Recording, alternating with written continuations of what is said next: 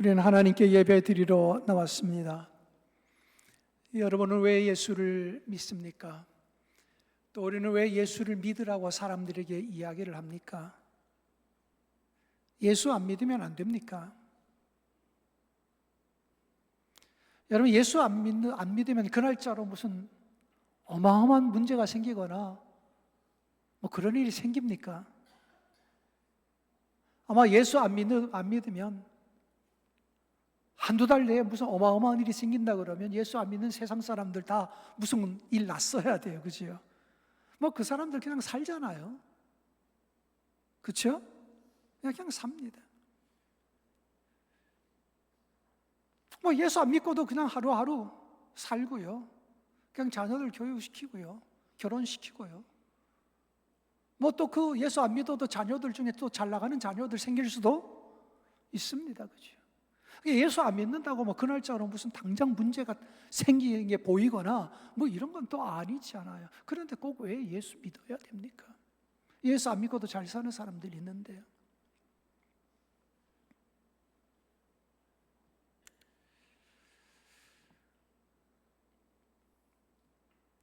여러분, 우리는 왜 세상 사람들이 예수 안 믿고도 잘 사는데 우리는 예수를 믿고 있나?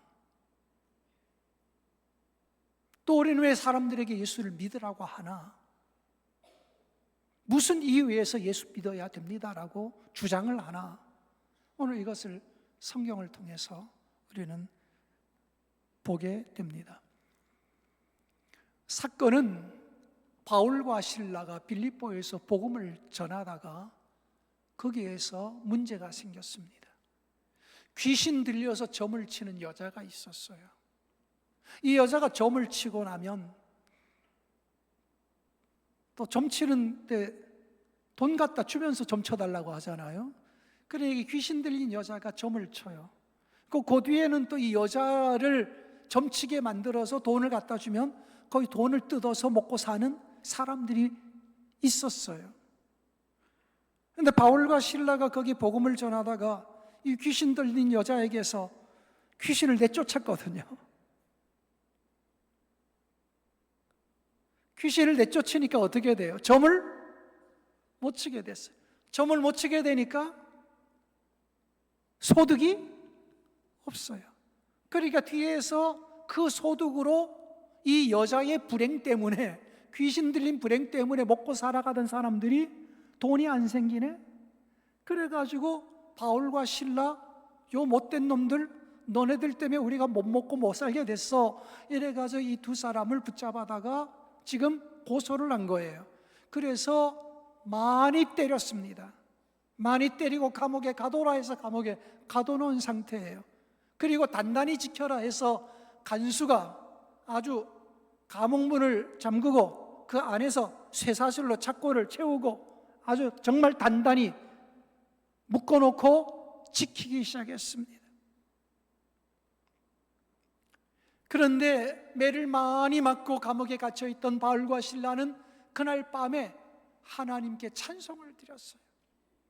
많이 아프고 괴로울 텐데도 하나님을 찬송하기 시작했어요. 그 찬송 소리가 그래서 온 옥토에, 감옥에 들어있는 모든 사람들이 그 소리를, 찬송 소리를 다 듣게 됐어요.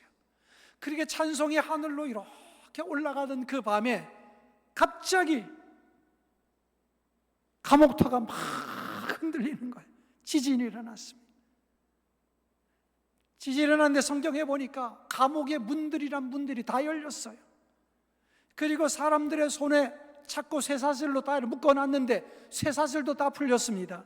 여러분, 쇠사슬이 다 풀린 것 보니까 단순한 지진의 역사만은 아닌 것 같아요. 그죠? 그냥 뭐 이렇게 땅이 흔들린다고 이게 풀리겠어요? 근데 이것도 풀린 것 보니까 이거는 지진과 함께 누구의 역사다? 하나님의 역사예요. 할렐루야. 그런데 간수가 잤어요. 자다가 깼어요. 아마 잔 것을 보면 단단히 지키라고 했는데 잠을 잔 걸 보면 뭐 감옥 문도 단단히 잠궜겠다. 사람마다 다 이거 채워놨겠다. 이게 뭐 지가 용을 쓴다고 이게 나가나? 이렇게 나서 내가 편히 쉬어도 잠을 자도 이것들은 하나도 못 나갈 거다. 아마 생각하고 안심하고 잠을 잤는지는 모르겠지만 어떤 잠을 자다가 막 지진이 일어나고 막 흔들리니까 정신을 차리고 보니까 감옥의 문이란 문은 다 열려버린 거예요. 그러니까 이 간수가 생각하기를 아이고야, 이 죄수들이 전부 다 도망쳤겠구나. 그러니까 단단히 지키라는 명령도 내려졌겠다. 자기의 책임이 죄수를 지키는 사람 간수겠다. 그런데 그 책임을 못했으니까 나중에 어마어마한 문책을 받거나 어려운 일이 생길 걸 미리 예상을 했는지 이 사람이 자살을 하려고 했어요. 자살을 하려고 자기 몸을 다 해치려고 하니까 그때 사도 바울이 큰 소리로 자기 몸을 해치지 말라고, 당신 몸 절대로 해치지 말고, 우리는 아무도 안 나가고 다 여기 앉았다. 그래가지고 간수가 등불을 들고는 들어가 보니까 정말 그대로 다 앉아있는 거예요. 그러니까 너무 놀라워서 바울과 실라 앞에 엎드려서 내가 어떻게 해야 구원을 받습니까? 라는 질문을 하게 되고, 그때 유명한 이야기를 바울이 하게 되지요. 주 예수를 믿으라. 주 예수를 믿으라. 여러분, 사도 바울이 할 수 있는 수많은 말이 있었겠지요. 이 간수에게 들려주고 싶은 많은 얘기들이 있었겠지요. 그러나 그 긴박한 순간에 딱 한마디로 이야기한다면 가장 네 인생에, 당신의 인생에 가장 중요한 것은 주 예수를 믿는 거다. 예수를 믿어라. 할렐루야. 그 한마디를 전해준 거지요. 그럼 왜 바울은 많은 말 중에 주 예수를 믿으라 이 말을 썼을까? 이 말이 얼마나 중요하게 이 말을 했는가? 오늘 여러분과 저는 왜 예수를 믿는가? 왜 사람들에게 예수를 믿으라고 하는가 하는 겁니다. 우선 복음이란 건 뭐냐? 복음이란 건 사람을 살리는 겁니다. 따라합시다. 복음은 사람을 살리는 겁니다. 복음은 뭐 하는 거라고요? 사람을 살리는 거예요.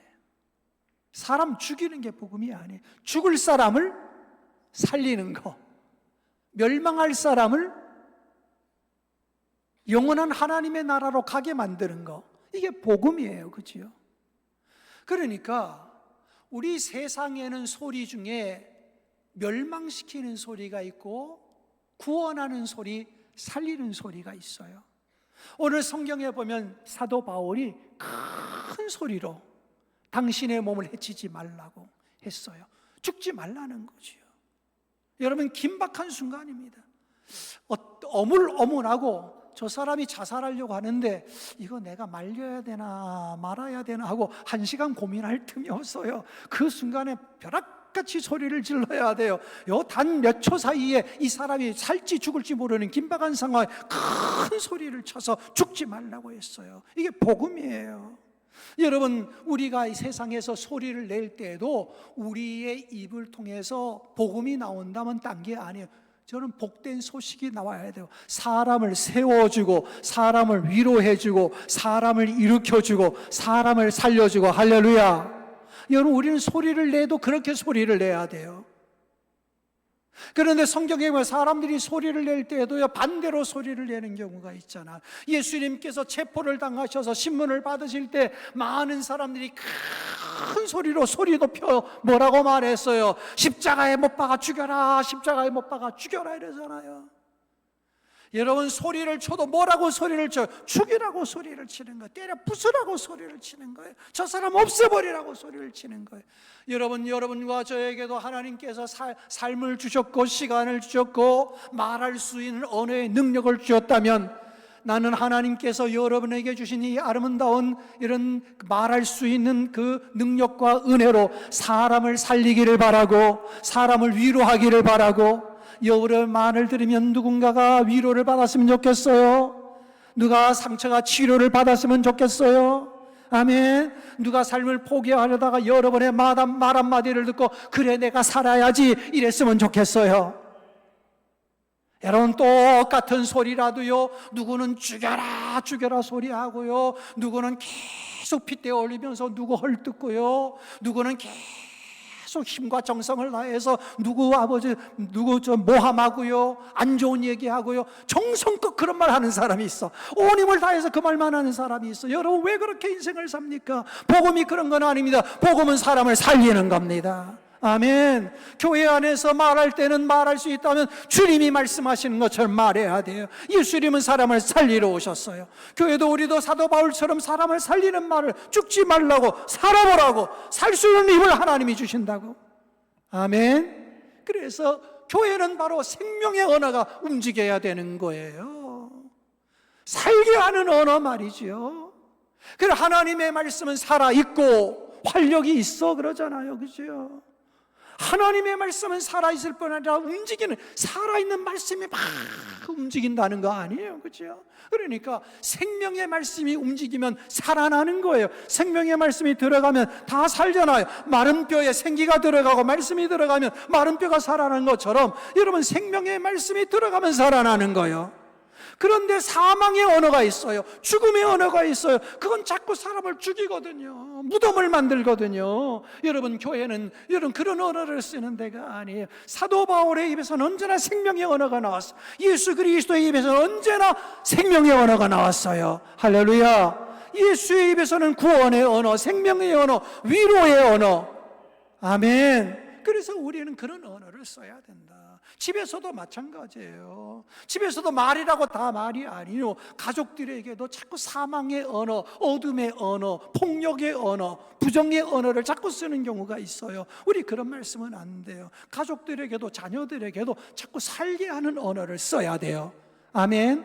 마른 뼈에 생기를 불어넣듯이 하나님의 말씀으로 우리는 축복의 언어를 자꾸, 그죠? 매주 축복의 언어로 자식들에게 불어넣는 거예요. 듣는 자는 살아나리라. 할렐루야. 그래서 사도 바울은 큰 소리로 죽지 말라고, 제발 죽지 말라고, 죽지 말고 살으라고 외치잖아요. 이게 생명의 언어거든요. 그러니까 교회도 가정도 다 그렇다. 우리는 어디서든지 이 생명의 언어를 써야 된다는 것입니다. 그럴 때 이제 죽지 말라고 하니까 이 사람이 자살은 안 했어요. 그런데 그 소리가 나는 데를 찾아 들어가 보니까 바울과 실라가 앉아 있는 거예요. 바울과 실라에게 엎드려서 뭐라고 물어요? 성경에 내가 어떻게 하여야 구원을 얻으리까? 하고 물었어요. 따라합시다. 좋은 질문에, 더 크게, 좋은 질문에 좋은 답이 있습니다. 여러분, 좋은 질문에 좋은 답이 나와요. 질문이 엉뚱하면 답이 좋을 수가 없어요. 여러분, 질문에 따라 답은 나오는 거예요. 차를 타고 가다가 연료가 떨어진다. 그러면 주유소가 어디 있습니까? 물어야죠. 그때는, 그죠? 여러분, 자동차 타고 가다가 기름이 떨어지는데 타이어 고치는 데가 어디 있습니까? 물으면 사람들이 타이어 고치는 데를 가르쳐 주지 주유소를 가르쳐 주겠어요? 질문이 틀리면 방향이 틀리는 거예요.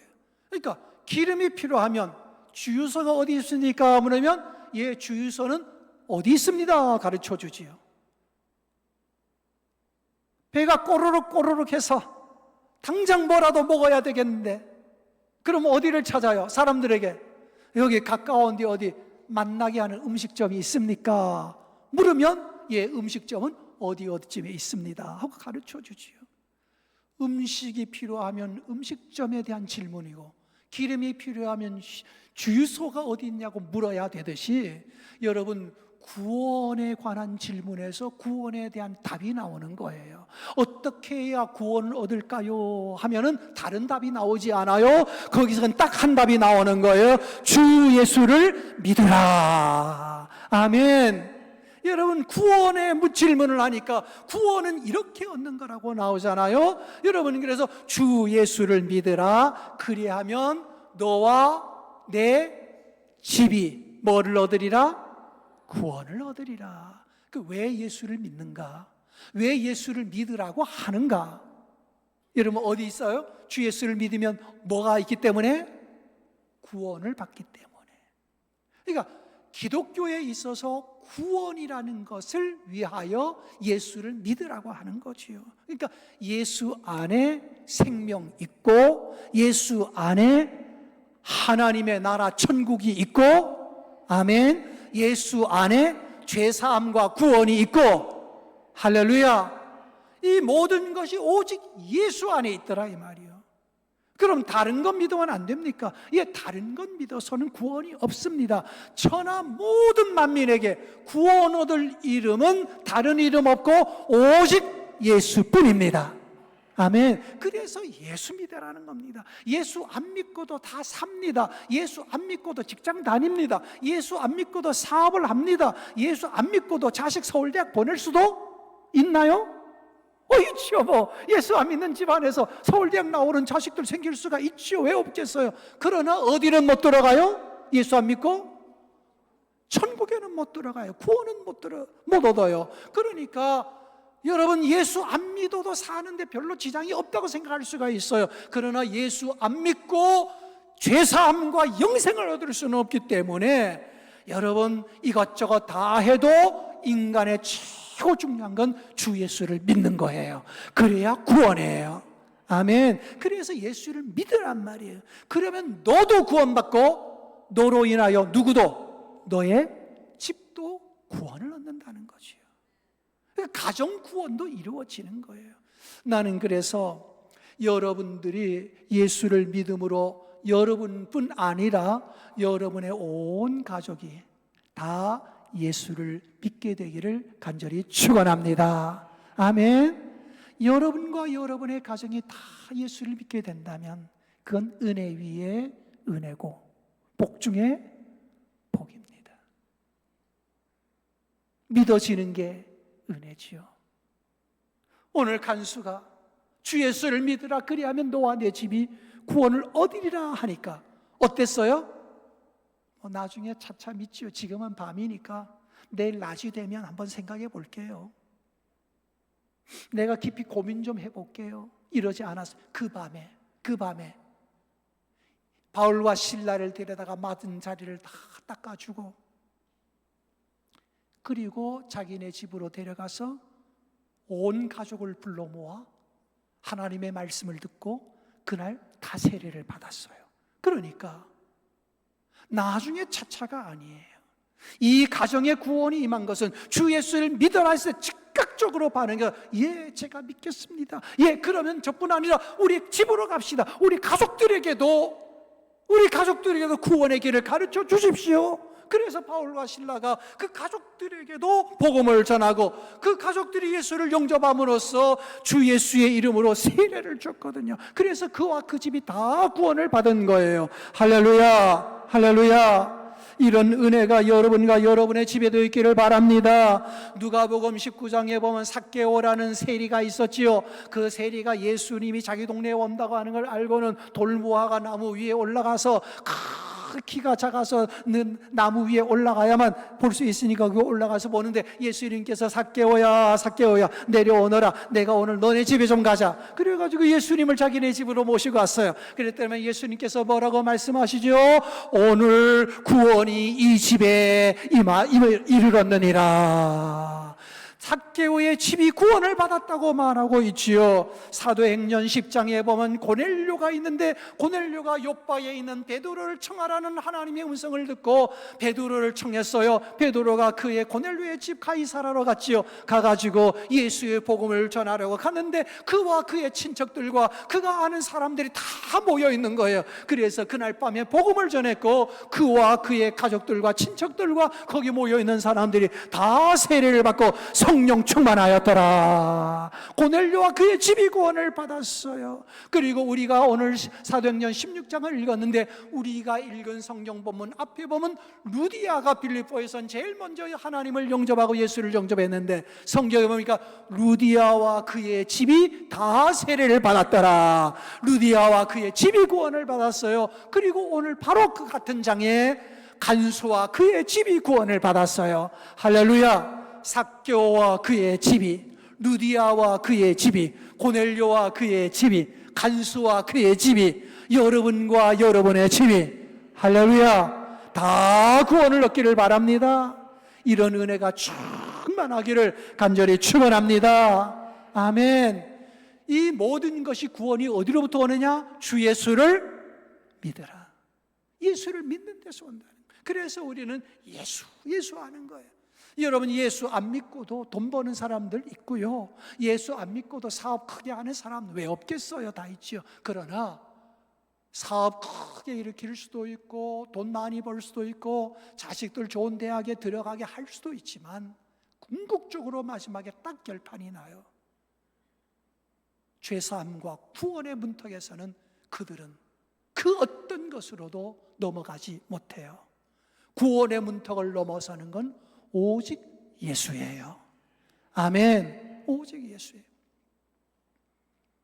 우리나라 독립운동을 했던 월남 이상재 선생이 있는데, 이 사람이 감옥에 들어가 있을 때입니다. 감옥에 들어가 있을 때인데 어느 날 자기가 꿈을 꿨어요. 하늘에서 내려온 거룩한 사람이 말한다고 하는 꿈을 꿨습니다. 그 꿈을 꾸는 가운데 그 사람이 나타나서, 이 사람은 예수 믿지도 않는데 꿈속에 나타난 거예요. 그것도 은혜지요, 그렇죠? 그것도 은혜지요. 꿈속에 나타나가지고 네가 무슨 죄를 짓고 있는지를 얘기해 주는 거예요. 거기서 이런 얘기를 합니다. 내가 수년 전에 미국에 갔을 때 성경을 얻어 믿을 기회가 있었건만 거절했으니 이것이 첫 번째 큰 죄요. 독립협회에 몸담고 있을 때도 기회가 있었으나 그때도 거절하여 자기만 믿지 않았을 뿐 아니라 남까지 믿지 못하게 해서 민족이 진보할 수 있는 길을 막았으니 더욱 큰 죄라. 그래도 내 목숨을 보존하여 옥중에 두어 다시 한번 기회를 주노니 이번에도 내 잘못을 뉘우치고 믿지 않는다면 이보다 더 큰 죄가 없으리라. 꿈속에서 하늘에서 내려온 사람이라고 하면서 이 감옥에 있는 이상재 그분에게 이 세 가지 죄를 얘기했어요. 네가 미국 갔을 때 성경을 얻어서 예수 믿을 기회가 있었는데 네가 거절하지 않았냐? 네가 독립협회에서 독립운동할 때 그때도 예수 믿을 기회가 있었는데 그때도 거절하지 않았냐? 지금 감옥에서 내가 나타나서 세 번째 꿈에서 네 죄를 알려주는데 이러고도 지금 믿지 않는다면 이건 더 큰 죄가 되리라. 그래가지고 이 꿈 꾼 다음에요, 감옥에서 성경 좀 구해달라고 해서 성경을 갖다 읽기 시작합니다. 성경을 읽으면서 월남 이상재 선생이 예수를 영접했어요. 할렐루야, 할렐루야. 감옥에서 예수를 영접했어요. 주 예수를 믿으라. 꿈속에서도 이 사람은 교인이 아닌데, 기독교인이 아닌데 꿈속에서 하늘에서 내려온 사람이라고 하면서 예수를 안 믿어서 예수 믿을 기회가 있는데 왜 예수 안 믿느냐고 꿈속에서 책망하는 소리를 듣고 다음날 꿈에서 깬 다음에 당장 성경 달라고 해서 성경을 여러 독합니다. 그리고 예수를 영접하지요. 할렐루야. 여러분, 하나님께서 어떤 교회에 어떻게 구원을 주실지 몰라요. 여러분, 오늘 이 간수도 마찬가지지요. 간수도 만일 바울이라는 사람이 감옥에 들어오지 않았다면 주 예수를 믿으라는 소리 못 들었을 거예요. 그죠? 여러분, 그러니까 이 바울과 간수의 만남은 우연한 만남이고 어쩌다 만났겠지가 아니라, 여러분, 간수를 구원하려는 하나님의 역사이기도 하고, 하나님, 아멘. 바울이 그 감옥에 들어간 것도 이 한 사람을 구원하고 그 집을 구원하기 위하여 하나님이 보낸 장소인지도 우리가 어떻게 알겠어요? 따지고 보면 거기 들어갔으니까 그와 그의 집을 다 구원했지요. 할렐루야. 그래서 지나고 보면 뭐예요? 하나님을 사랑하는 자, 곧 그 뜻대로 부르심을 입은 자들에게는 모든 것이 합력하여 선을 이루느니라. 감옥에 들어간 것도 선이요, 예수님이 십자가를 지신 것도 고통스럽지만 마지막에 인류 구원을 위하여 합력하여 선이 된 것이요. 할렐루야. 그러니까 월남 이상재 이분도 감옥에 들어가 있으니 거기서 꿈을 하나님을 만나고 거기서 예수를 믿게 됐으니 그것도 은혜인 것이요. 하나님은 우리의 불행까지도 사용하여 하나님의 구원의 역사로 사용하시는 것입니다. 그래서 여러분의 가정에 어떤 문제가 있든지 어떤 위기가 있든지 여러분, 하나님께서 여러분과 여러분의 짐을 구원해 주시기를 바라고, 여러분은 여러분의 가족들이 다 예수를 잘 믿고 주일이면 하나님을 예배하며 믿음으로 걸어가는 그런 가정이 되기를 기도하십시오. 또 그런 가정이 되었다면 이건 하나님께 영원한 감사를 드리십시오. 이 큰 은혜를 나와 내 집에 허락하신 하나님 감사합니다 하고 하나님께 감사와 영광을 돌리시기를 바랍니다. 여러분의 가정에 믿음의 뿌리가 더 깊어지고 자손 대대로 하나님께 영광 돌리는 아름다운 믿음의 가문이 이루어지기를 간절히 축원합니다. 기도드립니다. 하나님 아버지, 간수가 죽었으면 초상집입니다. 그가 예수를 영접했으니 그 가정에 기쁨이 가득했다고 오늘 성경에 말합니다. 초상집이 될 뻔했는데 잔치집이 됐습니다. 웃음꽃이 피어나는 가정이 되었습니다. 예수 만나면 그리 됩니다. 하나님 아버지, 왜 우리는 예수를 믿고 왜 사람들에게 예수를 믿으라고 합니까? 오늘도 이 말씀을 성경을 통해서 깊이 배웠습니다. 구원은 오직 예수로 말미암아 죄사함도 예수 그리스도의 십자가 보혈 외에는 없는 것을 알게 하여 주시고, 예수를 믿는 것은 축복이요 예수를 믿는 것은 은혜요 예수 믿는 가정이 된 것은 복 위에 복임을 알게 하여 주시옵시고, 하나님 사랑하는 성도들과 그 집이 주 예수 그리스도 다시 오시는 날까지 오직 예수, 오직 하나님만 섬기는 믿음의 가정 되게 하여 주시옵소서. 예수님의 이름으로 기도드립니다. 아멘.